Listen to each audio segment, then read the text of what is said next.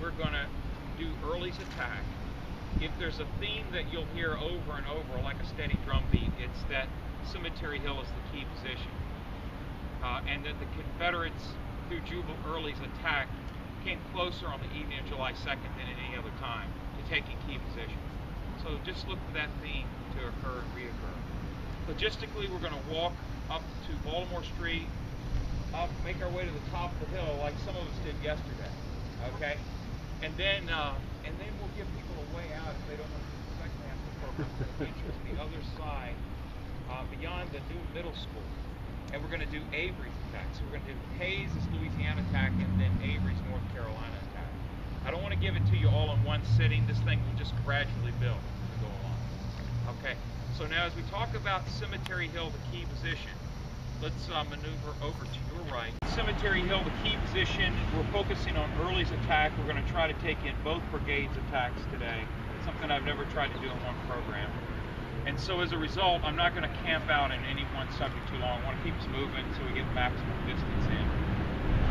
But at the end of the first day of the battle, the Union forces were falling back through the town. And the town itself was used as kind of a screen to block the Confederate pursuit. Think of who was with me on the first day's program this morning. I won't be too repetitive, but I'll just throw this out for the visual learners. My wife is a high school art teacher here locally. We have a gallery in town, so she's been teaching me how to paint the picture for right brain learners, so here we go. Think of the town of Gettysburg as a giant pinball machine. And think of its many buildings in the town as bumpers on that pinball board. Think of the Confederate pursuers of the Union troops through the town at the end of the first day of the battle as metal balls. An unusual number of metal pinballs that are at the top of the pinball machine, trying to find their way through the unusual number of bumpers. Think of then the town buildings as the bumpers. Think of the pursuing Confederates as the multiple pinballs, and think of the flippers at the bottom of the pinball machine as Cemetery Hill. And so the Union Army intentionally used the town to particleize, atomize, and break up the Union pursuit. That was a design put in place by John Reynolds. Occasionally you'll hear someone say, I think I had someone yesterday follow me around, and he's a nice enough guy, it wasn't personal to me, but he says, how can you say that? Well, John Reynolds' last written memorandum, you know, he passed away tragically at 10:20 a.m. He was shot in the head directing movements and battle formations west of town. And his last memorandum that he wrote to General Meade, who was at Pipe Clay Creek Line, the defense of Washington, D.C., a little bit south of here. Before that, defense of Washington transferred here to South Central Pennsylvania. Meade received the note. By the time he received it, Reynolds was already dead, so he was reading a dead man's note. And as he read it, Reynolds' last words were, if I have to barricade the streets of the town and fight the enemy inch by inch through the streets of town, defend the heights south of town, that's what I'll do to protect the height. And some people have warped that to try to mean Pipe Clay Creek. The heights south of town are Cemetery Hill, Round Top, and all that. The rest of any other thought process is a stretch. So what he was talking about was using the town as a last contingency to break up the Confederate pursuit. And I tell my students in the evenings when I teach at Harrisburg Area Community College in the history department, that's my first love is to teach. I teach a 3-hour class on Wednesday evening. I have for 14 years, I've taught credit courses. I tell my students, one of the ways we know we're practicing history at a higher level is when we look for patterns. And so in the future, when you study street fighting, that is Fallujah, Baghdad, Berlin, Moscow during the Napoleonic War, anytime you have street fighting, it's because there's a smaller force that's using the street fighting, guerrilla fighting, door-to-door fighting, cellar-to-cellar, attic-to-attic, door-to-door fighting to hold out as long as possible. It's hard to expunge an enemy force from a town. You can enhance your power, your strength, your numbers with a much smaller force if you fight guerrilla fighting in the town. So that's what Reynolds was doing. And by the way, he was breveted for street fighting in the Mexican War at Monterrey and Buena Vista. So he knew what he was doing. The Federal troops then fell back through the streets that were open to them. Other streets were blocked with furniture, with also with fences on back alleyways and that sort of thing. And as the Confederates pursued, they didn't know which conduits were open through this large labyrinth, which was the town, back to Cemetery Hill. The 11th Corps and the Union 1st Corps, many of them heard officers yelling, 1st Corps this way, 11th Corps that way, and so they went down Baltimore Street to the 11th Corps, a free access back to Cemetery Hill. And 1st Corps took Chambersburg Street to Washington Street to Tawnytown Road to get back to Cemetery Hill. Isn't that neat? Okay, I love that. Now, the Confederates came into the town, and we're getting close to our transition to leave. The Confederates came into the town, and wherever there was a two-story building, there were quite a few two-story brick buildings on Middle Street.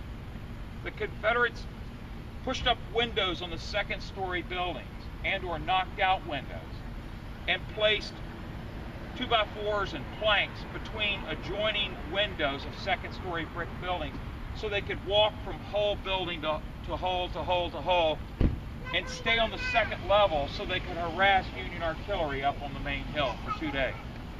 Another reason why the Confederates set up sharpshooting in the town was General Lee's army, in pursuit of the Union army at the end of the first day of the battle, fell across the fishhook. You know, the Union line was shaped like a wedge. And so one of the benefits of a wedge-shaped line or a fishhook or a U-shaped line, an A-frame shaped line, is that if the attacker becomes too aggressive in his pursuit, he can fall across the wedge and his army can divide unevenly. And that's what happened. 90% of Lee's army fell across the wedge west of town at Seminary Ridge, and 10% fell on this side of town, which made the Confederates vulnerable on this side of town. One of the reasons why General Lee sent almost all of his cavalry on the third day of the battle on this side of town, east of town, was to compensate for only 10% of his army on this side of the wedge.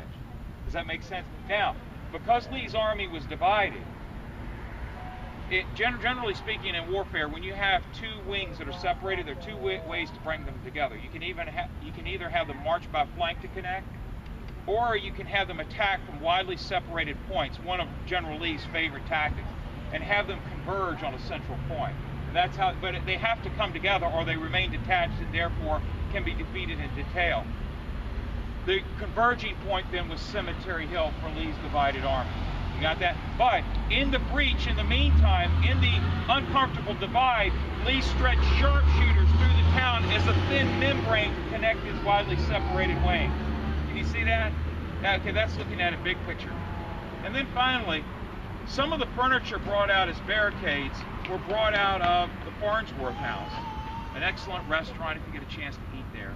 And it still has pock marks on the side of it from Union canister and grape shot fired off the top of Cemetery Hill at that building, and at furniture strewed across the street where the 5th Alabama, Blackford's Alabamian sharpshooters were there taking shots at the 54th New York Austrian Rifles, the Black Rifles as they were called, in a 3-story motel. I'll try to point out where it was in a minute, but it's just a few paces in that direction north of us. And so this was a wicked place to go. Francis Barlow, who was wounded on the first day of the battle, John B. Gordon may have tended to him. Certainly Jubal early heard about his wounding and learned that Francis Barlow's wife was on the battlefield, but she was on Cemetery Hill. And so this was no man's land here. You talk about a gentleman's war, and the Civil War being one of the last gentleman's war, if we could call it that. Papers were exchanged, little truce flags were put up, and Mrs. Barlow walked right through this line to the other side to take care of her husband. There was one lady baking bread up here that was not so lucky, right? And I think I mentioned this to the group yesterday. When I was a new ranger here, and this is early 90s, I was at the information desk, and this older fella in his 80s came up to the information desk. And I haven't told this to everybody, but he comes up to the desk, and it's almost like he looked to me as a priest to confess to, or something along those lines. He wanted to tell me that he was a direct descendant of a soldier that fought in the street battles. And he said, I want you to know my great-grandfather had nothing to do with that woman's death.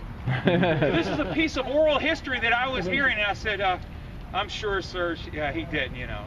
But anyway, it's amazing more people didn't get killed in this crossfire here. So now we're going to leave the base, the northern base of Cemetery Hill. We talked a little bit about the street fighting. We didn't say nearly enough about it, but you've got a flavor for it.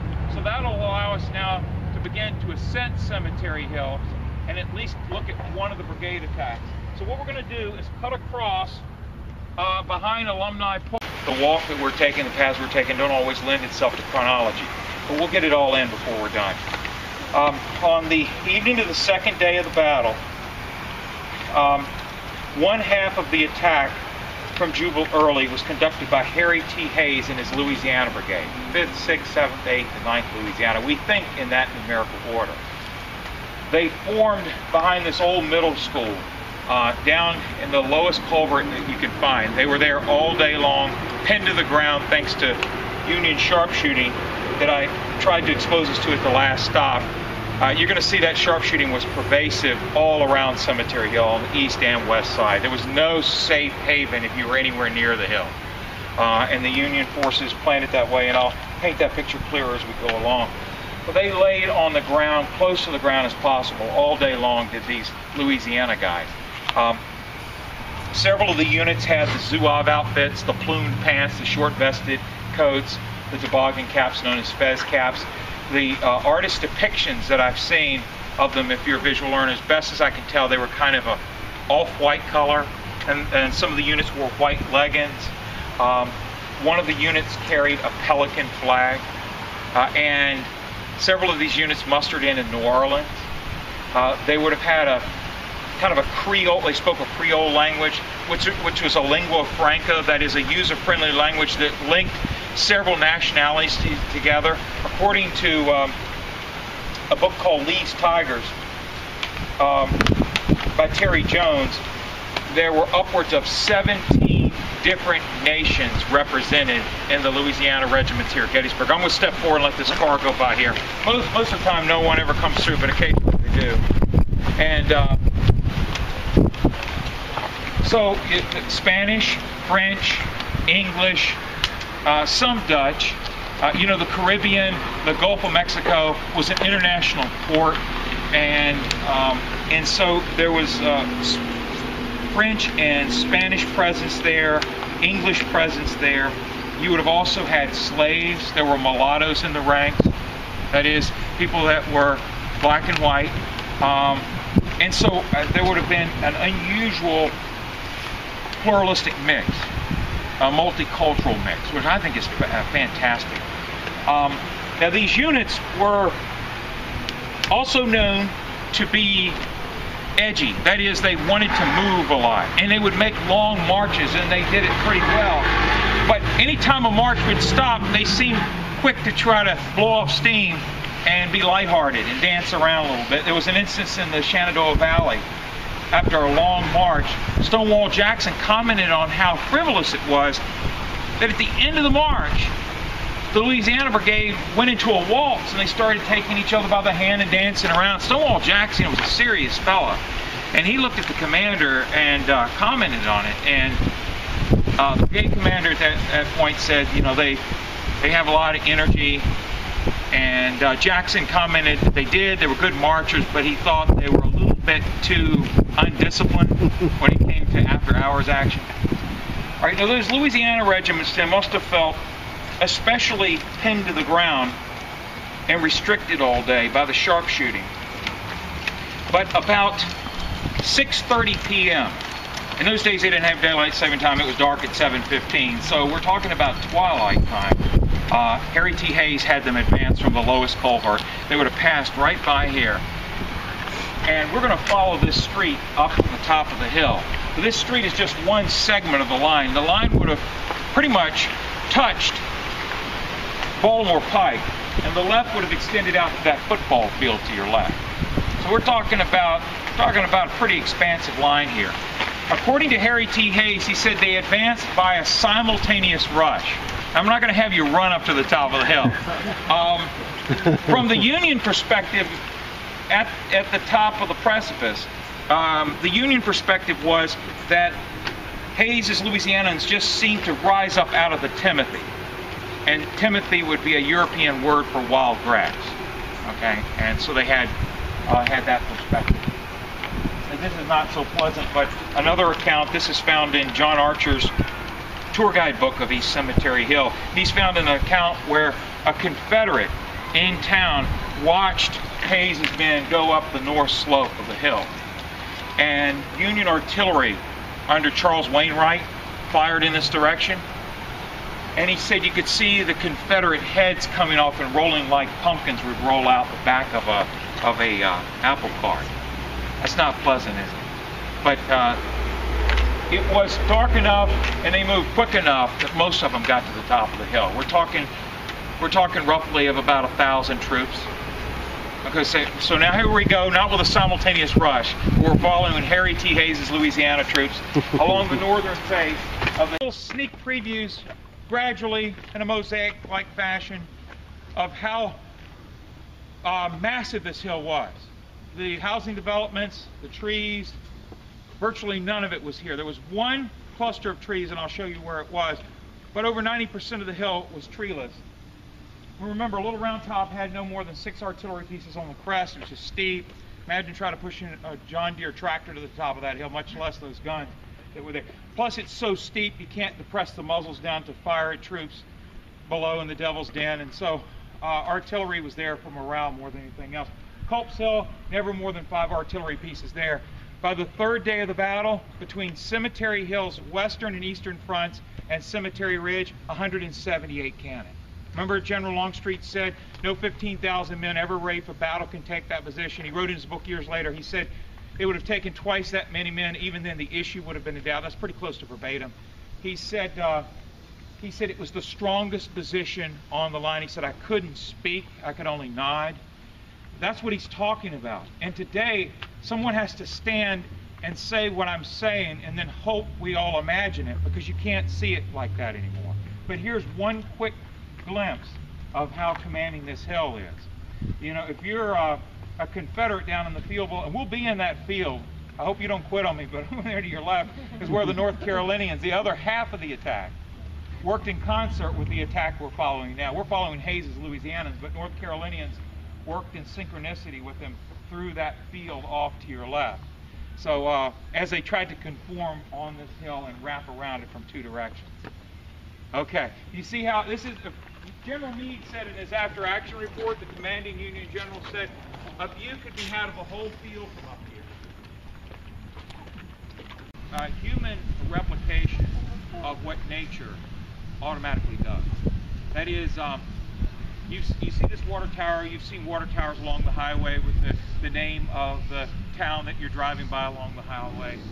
And so oftentimes they're landmarks. Well, the way they work is you pump water up into real high, up into the reservoir, and then you let gravity channel that water down into businesses and housing developments and so on. Well, that's us mimicking nature. The hills that are on this battlefield, like Cemetery Hill, Little Round Top, Culp's Hill, are natural water towers.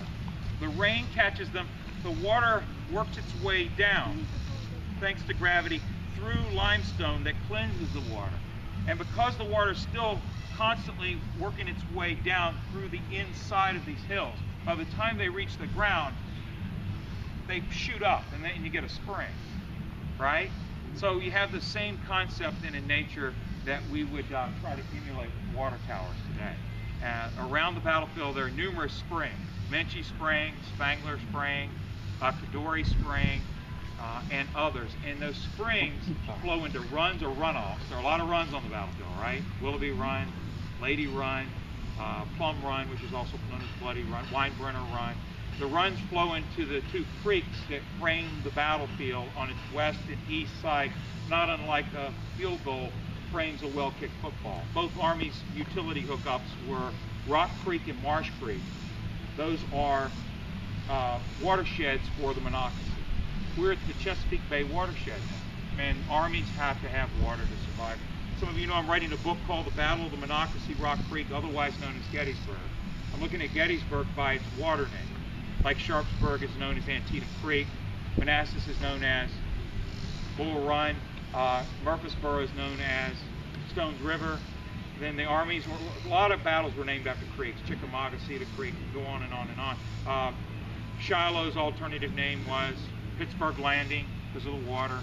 Armies needed water like armies today need petroleum. You have, the Union Army had 30,000 horses and mules here, pulling miles of ambulances, artillery vehicles, ordnance wagons. The Confederates had 40,000 horses and mules doing the same. The Confederates had 20,000 stolen sheep, 30,000 stolen hogs, and 20,000 cows here that they had drove back to Virginia. 700,000 pounds daily ration of hay and oats to feed all those animals that I mentioned. So it looked like Noah's Ark behind both armies' lines. And in doing some number crunching for the book, I found that over 100,000 buckets of water were used just for the artillery duels during the 3 days. Because you have to pour a bucket of water down an artillery tube to quench the fire of the previous round before you put a fresh powder charge. So water, if you're a visual learner, again, as I paint the picture, these cannons would have been steaming and hissing and spewing all during the battle from the water. So you need water for hospitals, water for the artillery, you need horse or mule drinks 10 to 15 gallons of water a day. You got livestock of close to 100,000 here that you're butchering and or saving for when you get back to Virginia. Humans drink up to a gallon of water a day. So that's why the armies gravitated to where water already existed. Nowadays you can replicate that, like we can replicate water here. You can create a city in a desert like Las Vegas from modern irrigation techniques. You can fight a 10-year war in the Middle East by bringing in water through technological high-tech vehicles. That was not true in 1863. You had to go to where water was. That's why so many battles are named after water, and all of them are anchored to water. Okay, so there's your water dissertation there. Okay, now, as Hayes's troops attacked up the hill, Charlie asked a really good question, and that was, at what point on this side of the hill that the Louisianans were attacking, at what point would that artillery no longer be able to fire at you? Because you know, when you're on a steep part of a hill, if an attacker gets closer and closer and closer to the guns at some point, they naturally point up.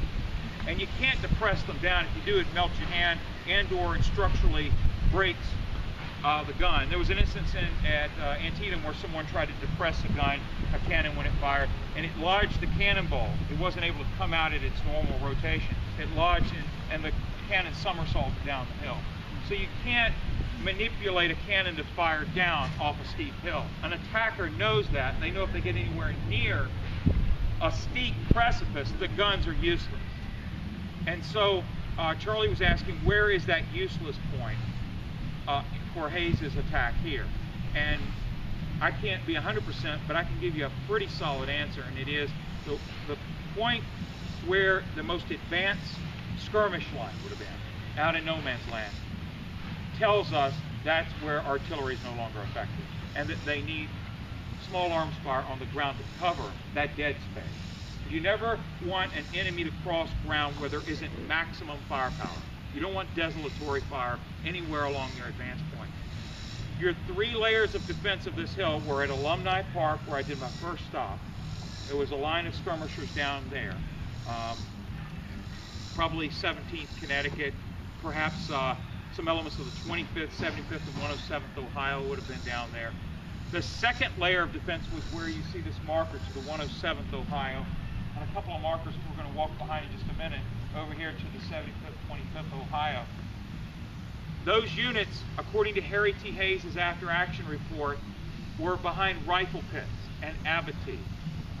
Now, before barbed wire, abattis was used. It is these branches that you cut off a tree, you sharpen the ends of them like you'd sharpen a pencil. You drive them in the ground so the whole hill looks like a porcupine. And if your enemy's attacking at night and he's not careful, he's going to get impaled. At the very least, the palisades will direct him to advance where you have lots of crossfire set up further up the hill. You channel him to where you want to go, to where your guns are waiting. Okay, and that's called military engineering today, where you try to rearrange the furniture on the battlefield to suit your purposes. Harry T. Hayes said that they overran the rifle pits, they captured some of the 11th Corps troops here, and then they moved on to the final phase of the defense. By the way, I'm doing a program, putting it together now. I'm probably going to do it either in late August or early September, and I definitely will do it, because in fact I had a hard time not doing it today. But it is, I'm going to look at the evolution of trench warfare as evidenced at Gettysburg. And just through being around here a long time, I've learned where a lot of the field fortifications were. We're going to look at how, by the end of the war, it was almost, both armies were almost completely dug in. But we're going to see how the embryonic stages of that were evidenced here at Gettysburg. The 11th Corps used breastworks and defenses at Chancellorsville 2 months before this battle. They were already putting up log works and palisades, abattis, and so on. But that experimentation would have slowed Harry T. Hayes' Louisiana advance, but not stopped. Okay, so now what we're going to do is veer off to the left. We're going to veer off to the left and go down the Ohio line where there would have been rifle pits. So in other words, they would have been dug in and then would have had those trenches. And hopefully in some form of synchronicity at the top of the hill at the end. We're leaving the Louisiana front of the attack and the Ohio defense against it, and now we're going to shift over to Avery's North Carolina attack. Before we head over to that, I want to tell you a story about Isaac Avery. So come over here a little bit to your left. Here in the first one. Again, you practicing history at a higher level when you're looking for patterns, because that tells us something deeper about ourselves, about how we act across time and space. And so here's one pattern. Why is the 11th Corps in the center of the Union Army, on the key position, July 2nd and 3rd? The answer is they were one of the flank corps on the first day.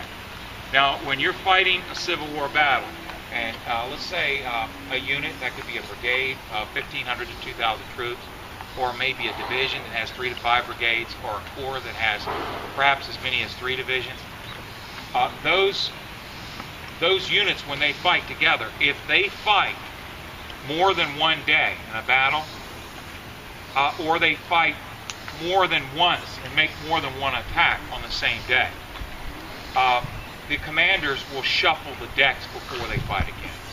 So in other words, if you're on the flank, you're going to be moved to the center. You're no longer going to be on the flank. For instance, on the first day of the battle, the Iron Brigade that fought in Purchase Wood, McPherson Ridge, they went in numerically 2nd, 7th Wisconsin, 19th Indiana, 24th Michigan, numerically in order.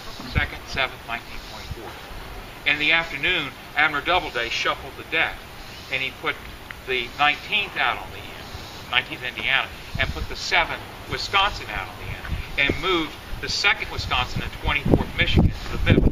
Why? If you fought on the flank once, in the same battle, you're not going to fight on the flank again.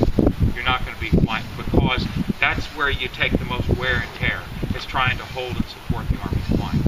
That's why A.P. Hill's Corps, that bore the brunt of the fighting on the first day, along with McPherson Ridge, that's why A.P. Hill was sandwiched between Longstreet on his right and Ewell on his left, facing the Union center the second and third day. Why? Because they had been the primary force of attack, the right flank of the Confederate Army on the first day.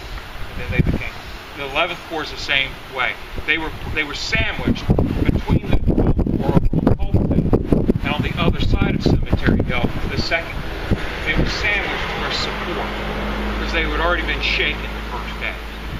So isn't that a neat pattern? I have a lot more of those patterns I'll throw out to you that I've stumbled onto over the years and searched and found that they are indeed patterns. Now, I'm not going to tell you this story here, but I want to do it chronologically. I want you to burn into your memory that grandstand. Just look at it and burn it into your memory. Take a mental picture, and something of great significance will be talked about a little bit later that happened right where that grandstand is now. Okay? I don't want to take it. This is something I want to stick with on chronology. But just remember that spot. And let's now cut across lots and see if we can make it over to Avery. Culp Run is one of the several runs that I mentioned that flow from springs in the area. And so Culp Run is part of the Culp Farm process complex. Over on your left is the Henry Culp Farm, barn, spring house, run, and then the Culp Orchard. So we're going to look at all of that as we go along. But over here to your left, in case you don't see this again from a line of sight, is the Culp Run.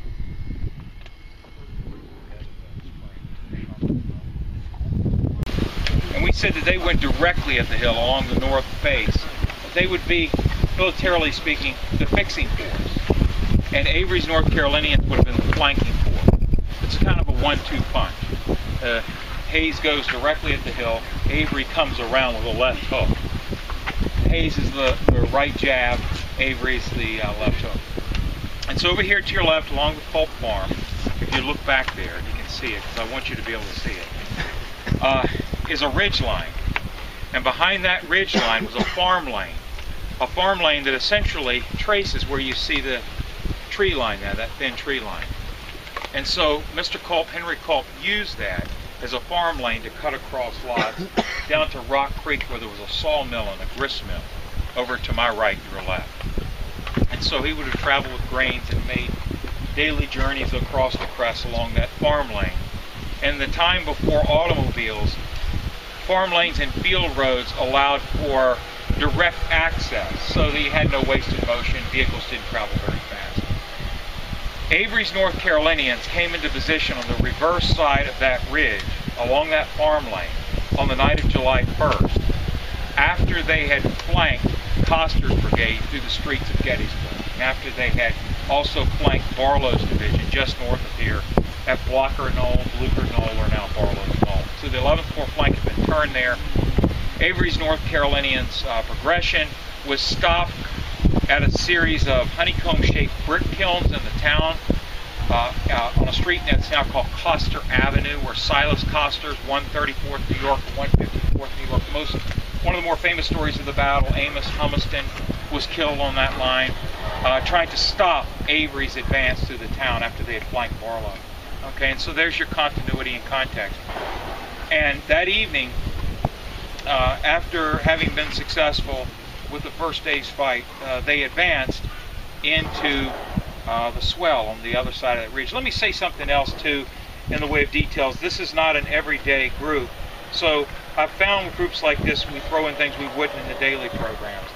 And it is that the reason why Avery's North Carolinians were not into position on the Henry Culp Farm earlier was because of reports that the Union 12th Corps was flanking Early's pursuit force on that side of town. Now, if you're around on August 17th, I'm going to be doing a program called Advance on the York Road, where I follow the 12th Corps flanking maneuver of Early's pursuit force at the end of the first day of the battle. If you really want to know why the Confederates didn't try to seize Cemetery Hill at the end of the first day, the answer is real simple. It is that the 12th Corps threatened their flank and rear. And so the pursuit force, including Avery's North Carolinians, moved over to the left of town, east of town, toward Benner Hill. That's where our program will end on the 17th. And they skirmished, did some of the elements of Early's division, mainly Smith's brigade, skirmished with the 12th Corps. General Ewell, in his official report, talks about watching the skirmishing. And so that led to all kinds of fears that if an entire Union Corps could threaten the flank, that meant who was nowhere near to protect the flank. Stewart. Yeah, Jeb Stuart's cavalry must not be anywhere near Ewell's left flank if an entire corps could sneak up on the flank undetected. And then there were reports later that evening that the Union 5th Corps was coming in behind them along the Hanover Road. It's another story for another day. But that's why Avery's troops, as I recollect, I have to go back and look at the reports. It's been a while since I thought about it. But as I recollect, Avery wasn't in the position until 2 a.m. on July 2nd. You think, what the heck? They were fighting at Barlow's Knoll. And, the Barlow's Knoll fighting ended probably 3:30. Maybe the brick kiln fight was around 4 o'clock. Why does it take them till 2 a.m. to get into position? And there's your answer, 12th Corps. Siphon Confederate strength away from the pursuit of the 11th Corps toward the hill. So they got into position, they slept on their arms, And as we're looking for patterns, sleeping on your arms indicates what? You're expecting to attack anything. That's why there was a discontent among Early's troops after the battle and in later years, that if old Jack would have been here, they wouldn't have laid there for hours on their arms. And who was old Jack? And there's something to be said for that. But it wasn't General Ewell's role to initiate the fight. Longstreet was to make the main attack, and Ewell was to demonstrate. And he was to look for opportunities and so on. But the soldier on the ground, when they're told they're going to be sleeping on their weapons, that's like you waiting to pick up your kid from soccer practice, and you sit there idling an hour too late, and you thought, well, I was told, and the memorandum says you were going to finish practice at this time, right? Okay, so sleeping on your arms means you're supposed to be ready at a moment's notice, and it turned out that they laid there for hours. We said the sharpshooting was pretty tremendous. Right along here, on this ridge, was the 41st New York and the 33rd Massachusetts, under Colonel Underwood, was in command of the Massachusetts Force. They were placed out here on an old field road farm lane. It's now part of the auto tour, to try to make sure that the North Carolinians didn't feel the vacuum, that they were kept at arm's distance, that their skirmishers were not able to penetrate closer and shoot at their artillery. Okay, and so they were trying to keep up an advanced defense here. And so the North Carolinians had to stay pinned to the ground most of the day, as did the Louisiana troops. Now, the units that were out there, if you're interested in these kind of details, the unit over to your far right, behind the ridge along the farm lane, would have been the 57th North Carolina under Archibald Godwin. The 57th was from Salisbury, North Carolina. That's just south of Charlotte. The unit beside them, the 21st North Carolina, they enlisted at Davidson County. Rather, they enlisted at Danville County in Virginia, just across the North Carolina-Virginia border. They were from Davidson, Guilford Courthouse, where there had been a Revolutionary War battle, and also Rockingham, North Carolina. Are there any North Carolinians in the audience? That's for you. Occasionally there is. Okay. And then on your far left, your far right, my far left, was the 6th North Carolina, and they were from Alamance County. You ever been to the Burlington Mills factories and all? As a kid, I lived there for a while. My father pastored a church there. And in any case, so I lived in North Carolina for 7 years growing up. And so I have fond memories as I throw these places out. Childhood memories. But in any case, these Alamance boys, Salisbury boys, and boys that were over here from Davidson and so forth, they were all aligned for hours just behind the ridge along the farm field lane. Now, at about 4 o'clock, artillery opened from Benner's Hill. And I don't know that we have the best line of sight, so what I'm going to do is just talk about it a little bit. And then when we walk between stops, you can look and you'll see a blue water tower. For now, trust me, the water tower atop that hill, known as Benner's Hill, is to your left. It's to the east. And so that was the artillery platform that Major Joseph Latimer's artillerists formed along. There would have been 16 guns in his battalion, and then other guns supplement, Graham and Rains guns. Altogether, maybe as many as 24 cannons were placed there. The artillery opened up at 4 o'clock and fired over the heads of these North Carolinians and over the head of these New Yorkers and Massachusetts troops, as we try to paint the picture. Over their head towards Charles Wainwright's 1st Corps guns and some 11th Corps guns up there. You know, Weidrich's guns were firing back as well. And those batteries were firing back and forth, so there would have been this terrific fireworks show. And so the shells are going back and forth and exploding. The men clung tight to the ground. Oh, there is one splash of color that I left out. Over to your left, if you would, look over your shoulder.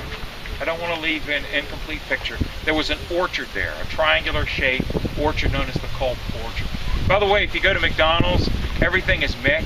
The McRib sandwich, the Big Mac, what else? The McNuggets. Everything is Mick. All right, over here, everything is Culp. It's Culp House, Culp Spring, Culp Run, Culp Orchard, Culp's Hill. Okay, so you should never forget that. The cannonade went on for 2 hours, from 4 to 6 p.m. And about 6 p.m. it started to let up. According to the accounts in Avery's North Carolina line, accounts that I've combed through over the years, sometimes some of you see me bring a stack of note cards that thick, and I used to read all of them. I've gotten beyond that now. But I've looked at enough sources that I can tell you that there was a certain lonely, alone feeling when a bugle sounded just on the edge of the streets of Gettysburg. It sounded that they were to get into position. One of the accounts mentions seeing in the shadows General Ewell coming toward the line. He was missing a leg, and he had been strapped in the saddle with some ropes. He had lost his leg at Groveton, a battle that occurred in Virginia almost a year earlier. And one of the Union bullets, perhaps from the 41st New York or 33rd Mass, hit him right in the stump, and it was a wooden stump, and he made a comment to someone that was a good thing to have a fake leg in that instance, you know, to be hit in the wooden stump. Isaac Avery, who commanded these North Carolinians, was fluctuating, vacillating on whether he should go in on horse or go in on foot. That's all I'm going to say for now. I'm going to gradually build a picture of who Isaac Avery was. You'll get a better sense of who these North Carolinians were. Now, they advanced just over this ridge, and for the first time, they could see who had been shooting at them all day. But it was pretty dark, so they would have just seen outlines of people. And they maneuvered in such a way to get these men to fall back, and that's what I'm going to talk about at the next stop. So let's maneuver to our left and do so. They only have 3 right?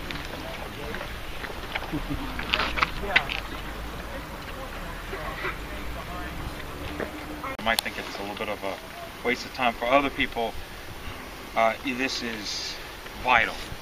And it is one of the controversies, one of many controversies still unsolved here, is where the Harvest of Death picture was taken. Harvest of Death, anyone want to jump out, speak out, and say what the Harvest of Death was? Photograph of Union dead. And the reason, why is it so unusual for there to be Union dead in a photograph?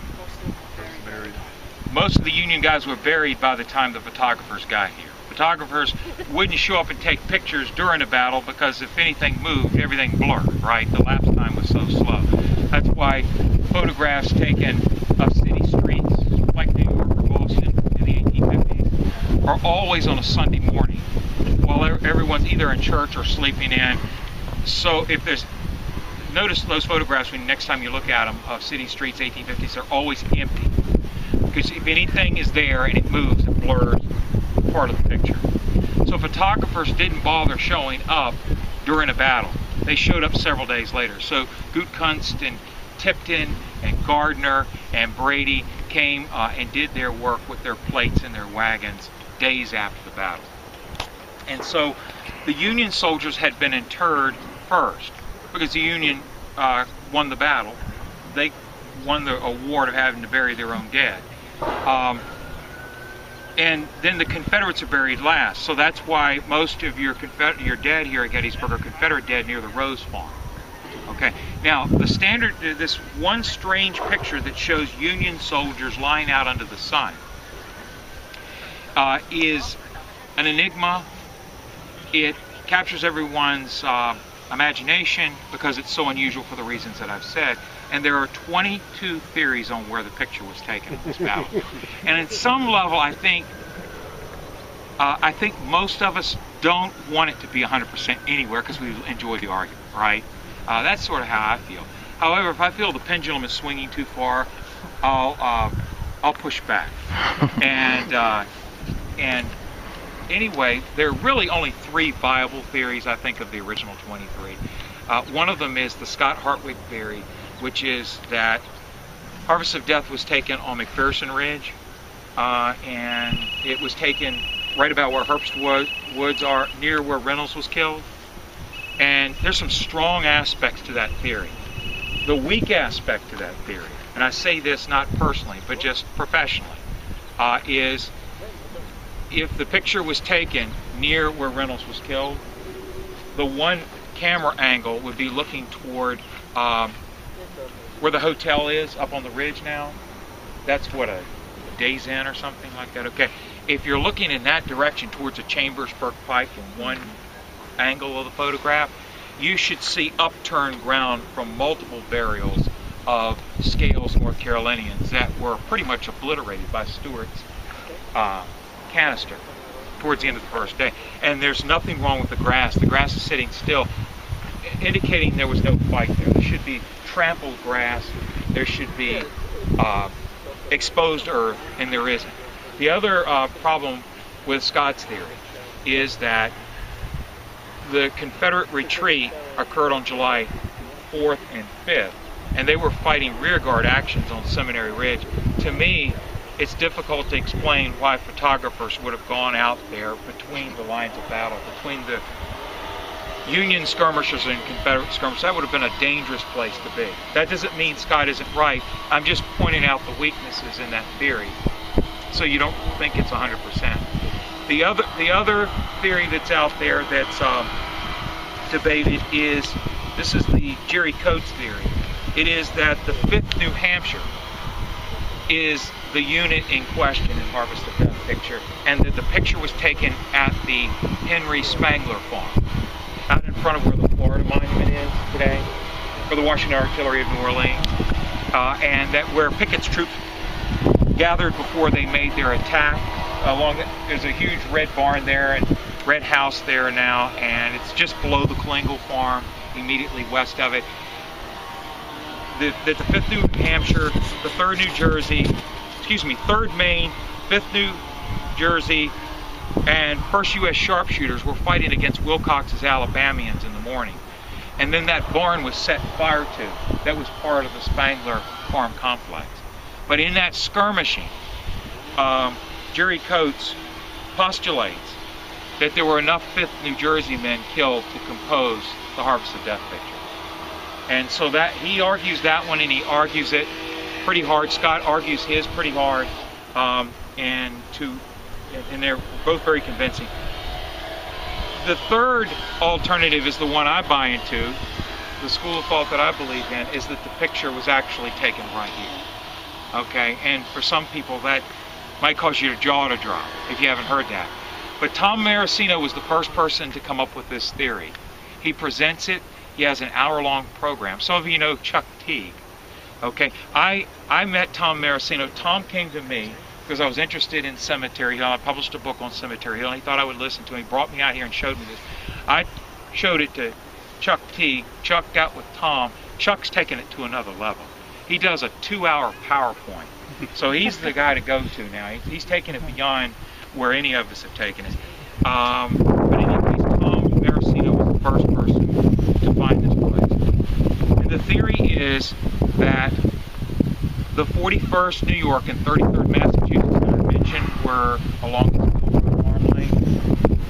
That the only way Avery's North Carolinians on the Colt farm knew how to deal with them and get past them to get to Cemetery Hill to cooperate with Hayes's Louisiana attack, the only way they knew how to rid this perhaps 700, 800, perhaps 1,000 man front, because there might have been some other units down here helping them out, was to maneuver the North Carolinians in this theory, maneuver to your right, their left, along that farm lane, and angle in such a way that they fired right into the flank of 41st New York, 33rd Mass. They could catch them off guard. At the same time, the 6th North Carolina from Alamance County came up out of that low ground and shot at them frontally. So there was a front end.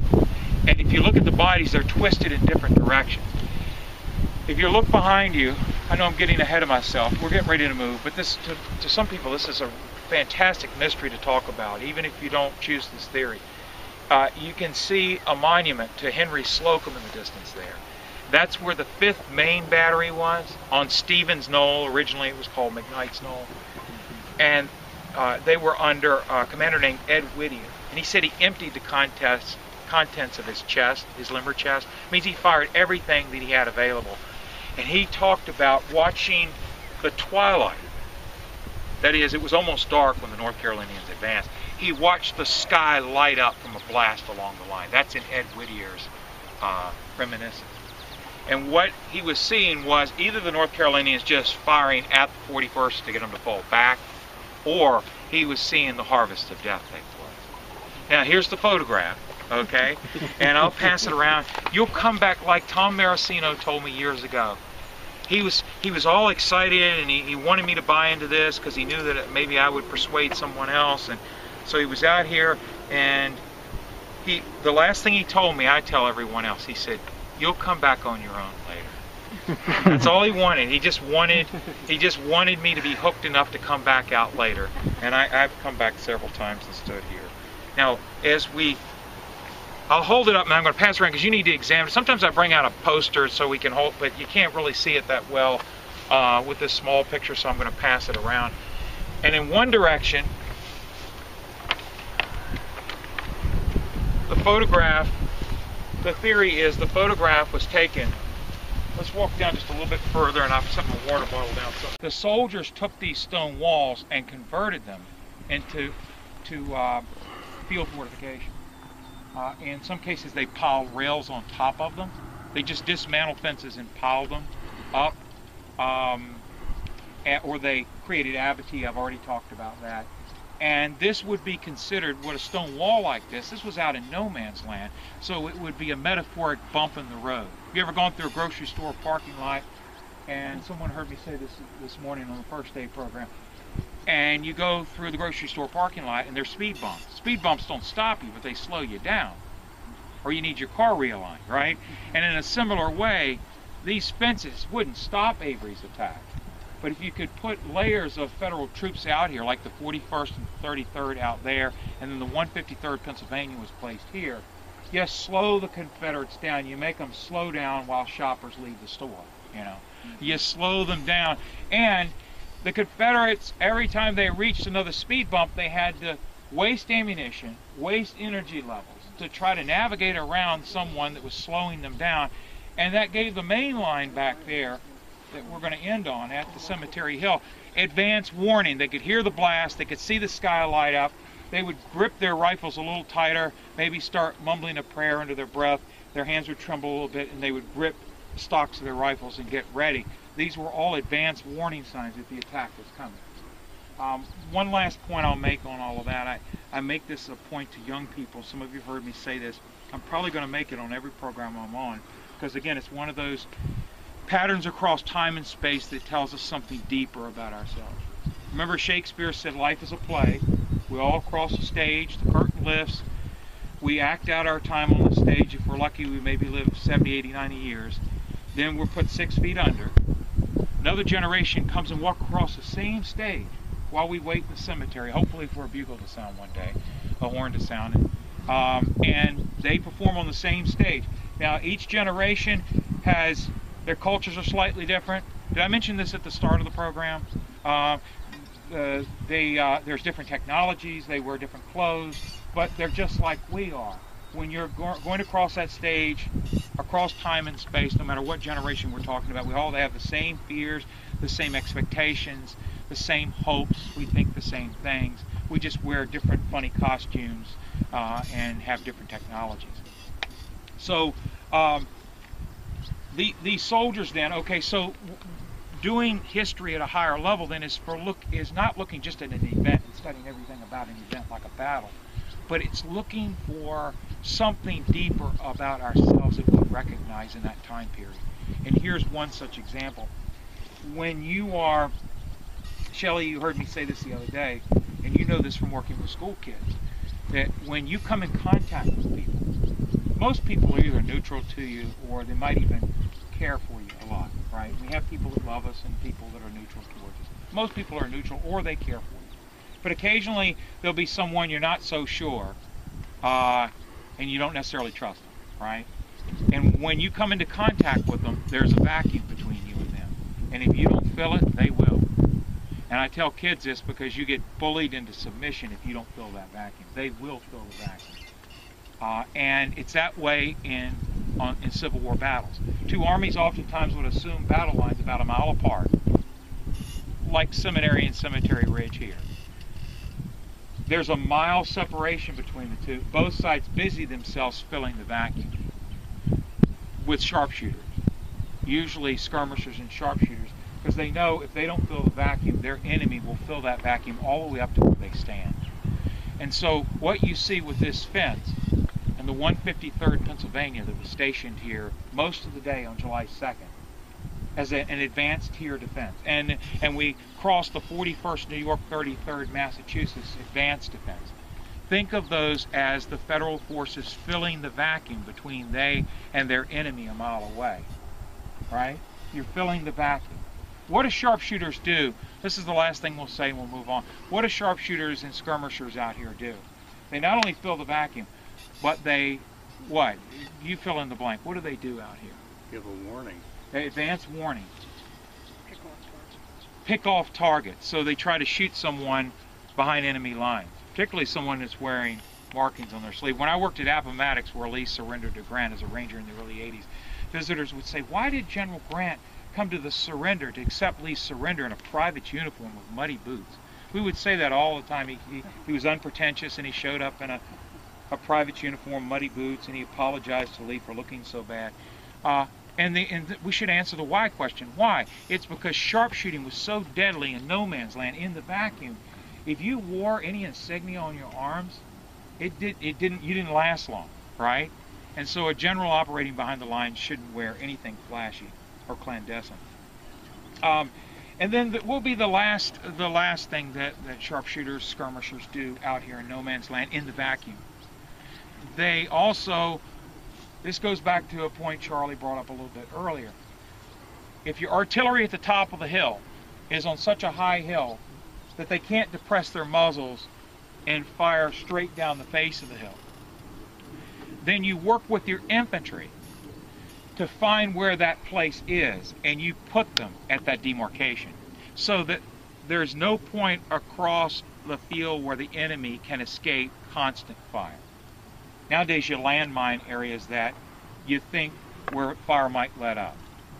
The artillerists at the top of the hill would also have been communicating with these guys down on the front line and cutting their fuses so that they could fire shells that the fuse would run out and explode above a swell that they couldn't see, right?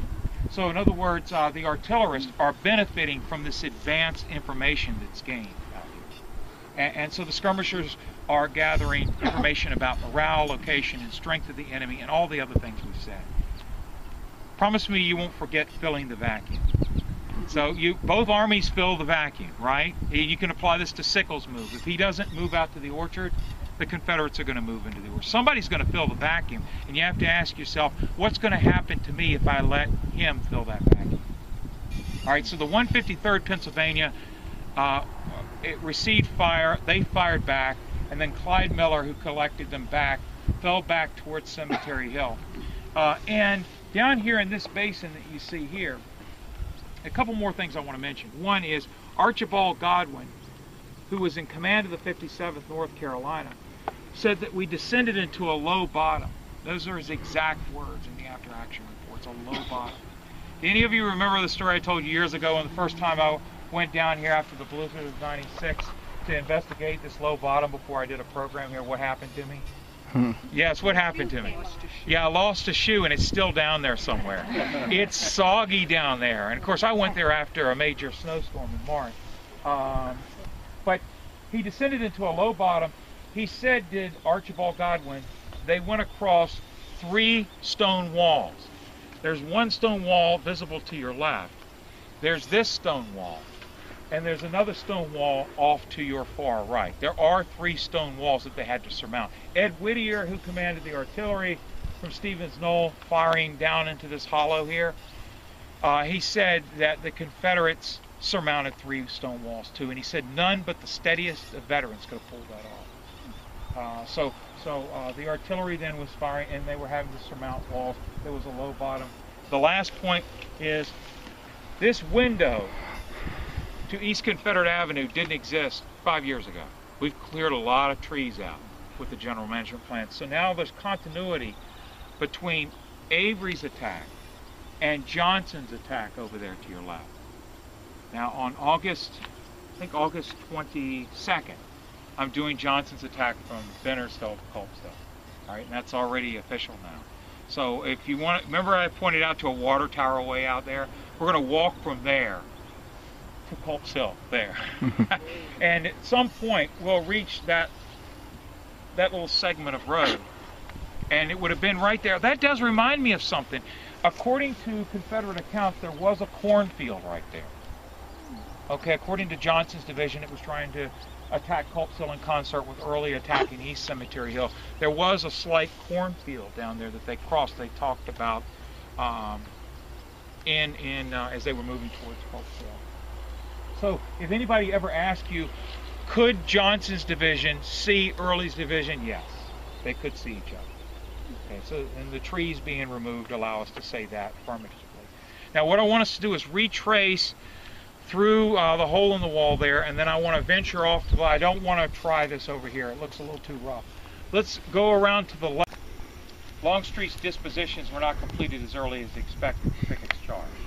Remember Longstreet wrote in his book years later in 1896 something to the effect of, I think it was chapter 9, but double check me on this. Longstreet said something, my dispositions were not completed as early as expected. How disingenuous.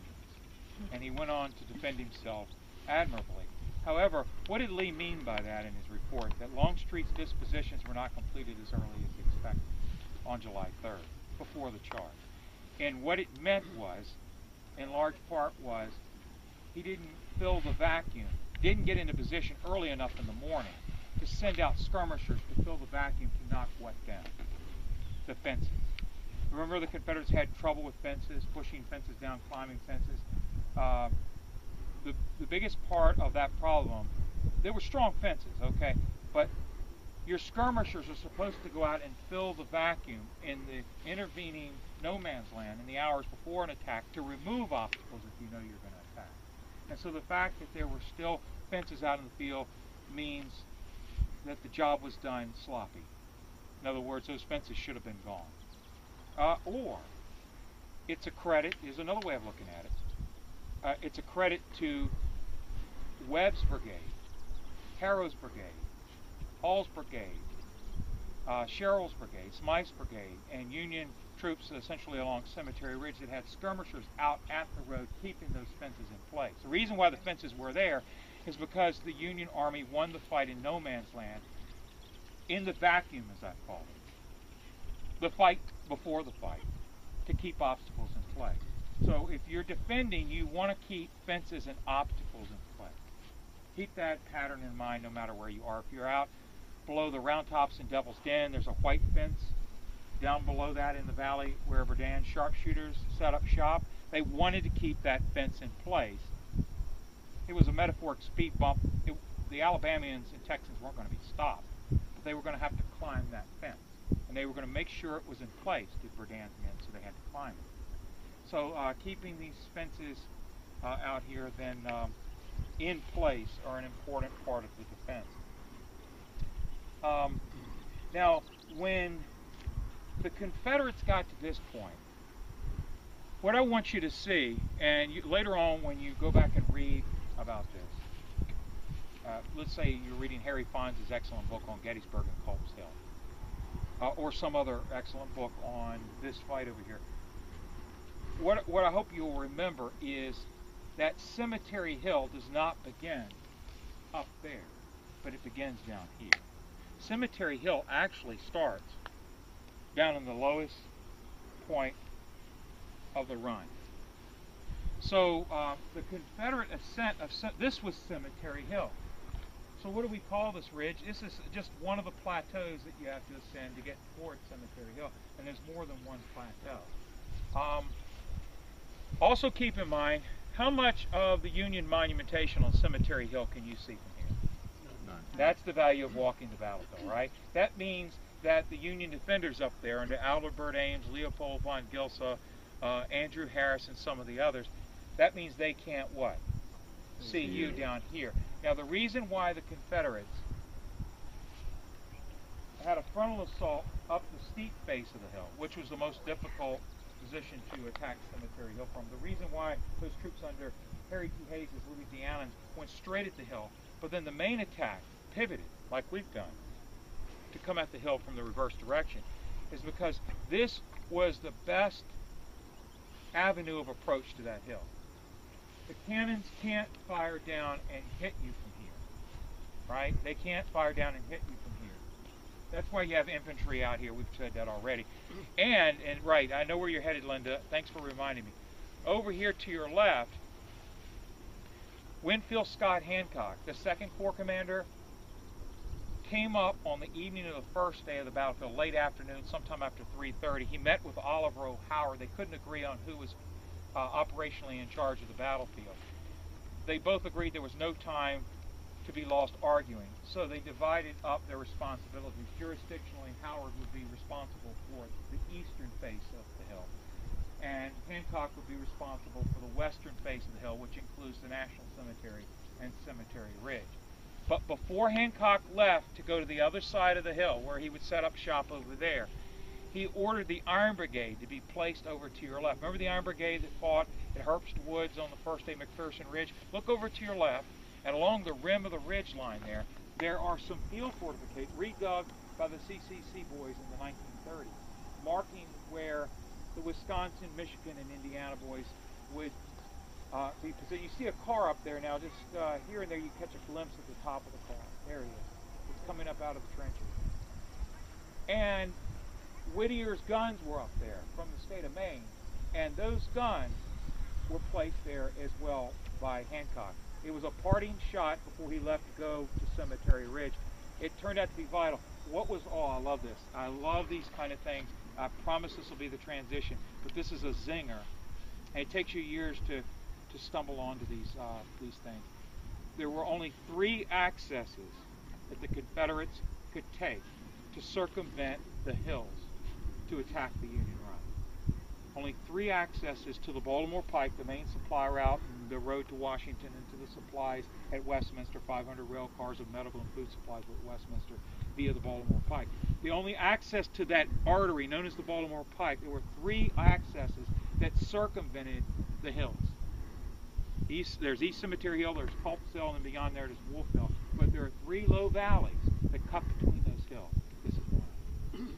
On the other side of that hill is the second one. It's called Rock Creek Valley Ravine. That's Johnson's Confederate Division used that ravine to as a point to step off to attack Culp's Hill. And then the last direct access that cut through the hills so that troops didn't have to go over woods and hills was beyond Wolf Hill, and that's where Jed Stewart's cavalry was placed. So wherever Confederates made an attack, don't miss this pattern. Patterns are wonderful because they tell us something deeper. The 3 Confederate attacks on this side of the fishhook were all through the ravines. This ravine, Rock Creek's Valley Ravine, and then where Cress's Run is, and White Run, where the Great Cavalry charge was repulsed by Custer on the 3rd day. They're all through the low ground. Why low ground? We've already said it over and over and over again. Low ground allows you to get under the gun and allows you kind of to slither and get really close and eliminate any artillery fire. That's why you have to have these advanced defenses. Okay, so as we leave, look up there and you're going to see that the Union monuments are not visible from here, meaning that Union troops up there couldn't see the North Carolinians when they got in this close. The artillery was ineffective. Oh, let me finish the story. On your left then, Hancock saw all of this in advance and he put a metaphoric bathtub plug in the tub to stop the drainage. That is, this slithery, low, concealed, defile access between Culp's and Cemetery Hill was sealed off by posting the Iron Brigade. Isn't that neat? And so the North Carolinians, when they got down in here, there was a wide-angle view by Union artillery and infantry that arrested their movement. So where did, I think Charlie asked me this, where did the 57th North Carolina, the boys from Alamance that were the furthest left of Avery's attack, where did they go? They moved over close to that hill, Stevens Knoll, for what reason? So Whittier couldn't fire directly down at them with his artillery. So, and that's why they had to surmount 3 walls, and that's why they went into a low bottom. Isn't that neat how it all fits? All right, now this is our last ascent to the top where we pull it all together, and we're going to maneuver. Notice that this crowd of people on a special tour, we didn't even know they were there, did we? Okay, and that's the value of walking the ground. That means they probably didn't know we were down there. Okay.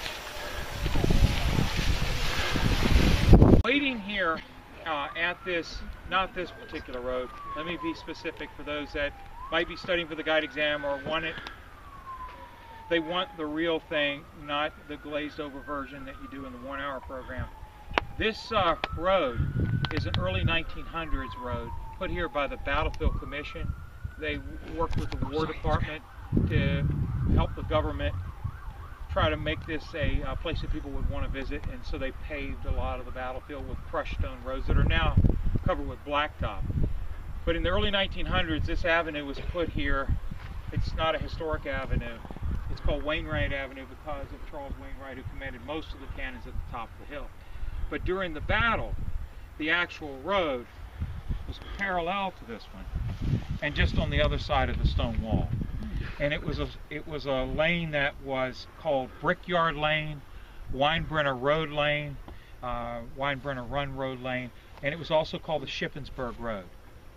Now, it's called Brickyard Lane because if you were to follow the lane on this side of the stone wall, which is parallel with Wainwright Avenue, it made a beeline to the brick kilns in town, where the fight between Silas Coster, that include 134th, 154th New York, remember we mentioned Amos Humiston, and they fought against Avery's North Carolinians on the first day. Their straightaway that took them there was Brickyard Lane that led to the beehive-shaped kilns. So it was called Brickyard Lane. It was also called Weinbrenner Run Lane for all the reasons we've already mentioned. We've already looked at the runs. The last name given to this road, if you ever take the guide exam, you want to remember this was originally the old Shippensburg Road. And if we had time, I'd walk you up to the corner in the bend of the road toward Stevens Knoll, and there's an old colonial shard marker in the ground. It's a stone marker that indicates this was the old Shippensburg Road. So let's say you had some surplus grain in colonial times and you wanted to participate in the early republic, so let's go with 1780s, 1790s, and you lived in Franklin County or some point in western Adams County, you would follow the Shippensburg Road in, and you would pass this point, and right about where the shard sticks in the ground to mark the old road, you connected with the Baltimore Pike. You take your surplus grains down the Baltimore Pike to Chesapeake Bay, participate in the transatlantic trade, and so you can make some profit that way. So to local people, during the battle though, this road with three names was the place where the 41st New York and 33rd Massachusetts would fall back to, if indeed the Harvest of Death is a picture of them. Most of their regiment fell back and formed on your right beside the 41st New York, 41st New York, 33rd New York, 68th New York, 54th New York, 153rd Pennsylvania, and then the 17th Connecticut came rushing down too, because it became obvious kind of at the last minute that the Confederates had a 1-2 punch and the weight of their attack was somewhere down in the valley. So the 17th Connecticut moved from the top of the hill and left defense of the top of the hill and the abattis up there and shifted down to help this defense. Now when the Confederates hit this point, they surmounted a wall, not this wall, but there would have been a wall, presumably, as I recollect, walls on either side of the Brickyard Lane. And Leopold von Gilsa's German defenders here, mostly they were German immigrants, because of that high ground out in front of you, the Confederates were out of their view until the last minute, and it allowed the Confederates to get a jump on the position. And here and there, they broke through. All of the units that I mentioned that defended on behalf of Adelbert Ames and the 11th Corps fell back to the top of the hill in a slow retrograde, resisting the Confederate push towards the top of the hill. So now in the final phase of our program, we're going to go up that hill with Avery's North Carolinians. And we're going to try to get into the parapets at the top of the hill. So.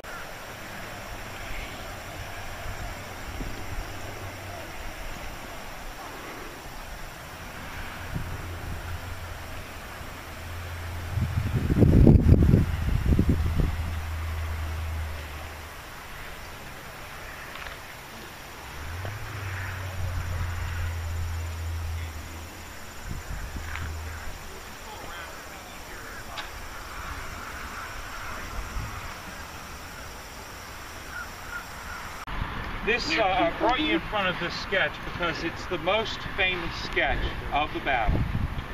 It's one of the most famous sketches of the war. I told you photographers just didn't show up while the battle was going on. We talked about that earlier, about the technology was not able to capture a moving image. So sketch artists, though, were actually embedded with the Army during the battle. Two of the more famous sketch artists were Alfred Ward from the Philadelphia Weekly Times on the northern side. On the Confederate side, Edwin Forbes. And so they wrote for periodicals like, as I recall, Edwin Forbes wrote for Frank Leslie's Civil War Illustrated. So if you were a person of middling sorts and you made a decent income and you aspired to rise in the social ranks, you would subscribe to one of these inserts that came with newspapers that would give you updates on the Civil War. So even though this looks primitive and kind of childlike, cartoonish and all of that, when you look at it, keep this in mind. You're looking at the image that most Americans in the 1860s had of the Battle of Gettysburg. So if you didn't have a good imagination, you think it was difficult trying to imagine listening to radio in the 1930s and 40s, this was the way you imagined a historical event through a woodcut or a carving that appeared in the newspapers. Now, guns up here. Union artillery.